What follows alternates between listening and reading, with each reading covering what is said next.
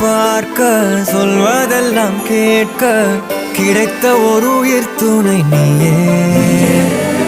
என் சிரிப்பில் பாதி என் துயரில் பாதி பகிர்ந்து நீ அருந்துகிறாயே. எல்லா